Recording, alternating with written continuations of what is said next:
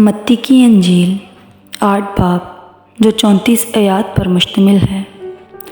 جب وہ اس پہاڑ سے اترا تو بہت سی بھیڑ اس کے پیچھے ہو لی، اور دیکھو ایک کوڑی نے پاس آ کر اسے سجدہ کیا اور کہا، اے خداوند، اگر تو چاہے تو مجھے پاک صاف کر سکتا ہے۔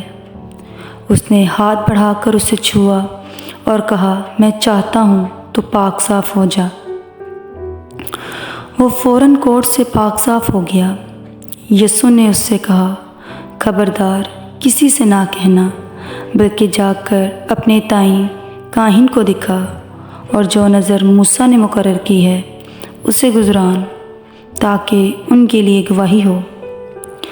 اور جب وہ کفرنہوم میں داخل ہوا تو ایک صوبیدار اس کے پاس آیا اور اس کی منت کر کے کہا، اے خداوند، میرا خادم فالج کا مارا گھر میں پڑا ہے اور نہایت تکلیف میں ہے۔ اس نے اس سے کہا، میں آ کر اس کو شفا دوں گا۔ صوبیدار نے جواب میں کہا، اے خداوند، میں اس لائق نہیں کہ تو میری چھت کے نیچے آئے، بلکہ صرف زبان سے کہہ دے تو میرا خادم شفا پا جائے گا، کیونکہ میں بھی دوسرے کے اختیار میں ہوں اور سپاہی میرے ماتحت ہیں۔ اور جب ایک سے کہتا ہوں کہ جا تو وہ جاتا ہے، اور دوسرے سے کہ آ تو وہ آتا ہے، اور اپنے نوکر سے کہ یہ کر تو وہ کرتا ہے۔ یسوع نے یہ سن کر تعجب کیا اور پیچھے آنے والوں سے کہا، میں تم سے سچ کہتا ہوں کہ میں نے اسرائیل میں بھی ایسا ایمان نہیں پایا۔ اور میں تم سے کہتا ہوں کہ بتھیرے پورب اور پچھم سے آ کر ابراہیم اور اسحاق اور یعقوب کے ساتھ آسمان کی بادشاہی کی ضیافت میں شریک ہوں گے، مگر بادشاہی کے بیٹے باہر اندھیرے میں ڈالے جائیں گے، وہاں رونا اور دان پیسنا ہوگا۔ اور یسوع نے صوبیدار سے کہا، جا، جیسا تو نے اعتقاد کیا تیرے لیے ویسا ہی ہو۔ اور اسی گھڑی خادم نے شفا پائی۔ اور یسوع نے پطرس کے گھر میں آ کر اس کی ساس کو تپ میں پڑی دیکھا۔ اس نے اس کا ہاتھ چھوا اور تپ اس پر سے اتر گئی، اور وہ اٹھ کھڑی ہوئی اور اس کی خدمت کرنے لگی۔ جب شام ہوئی تو اس کے پاس بہت سے لوگوں کو لائے جن میں بدروحیں تھیں۔ اس نے روحوں کو زبان ہی سے کہہ کر نکال دیا اور سب بیماروں کو اچھا کر دیا، تاکہ جو یسایہ نبی کی معرفت کہا گیا تھا وہ پورا ہو کہ اس نے آپ ہماری کمزوریاں لے لی اور بیماریاں اٹھا لی۔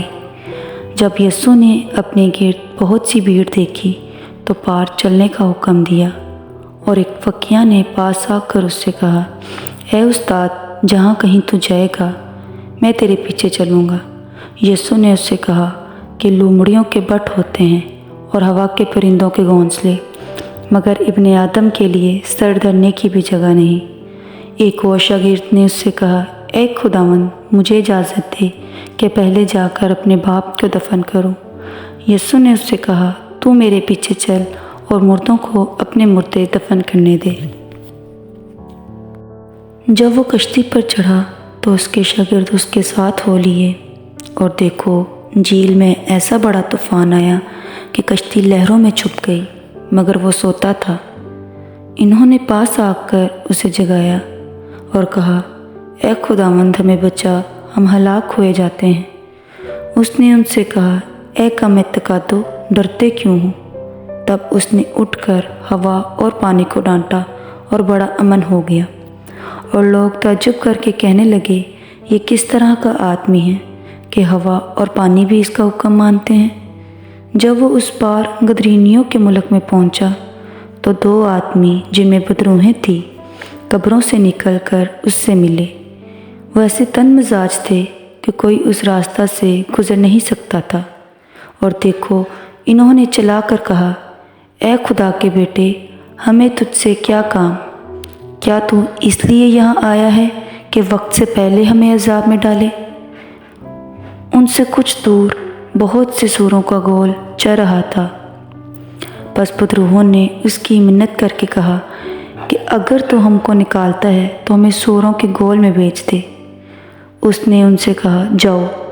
وہ نکل کر سوروں کے اندر چلی گئی، اور دیکھو سارا گول کراڑے پر سے جپٹ کر جھیل میں جا پڑا اور پانی میں ڈوب مرا۔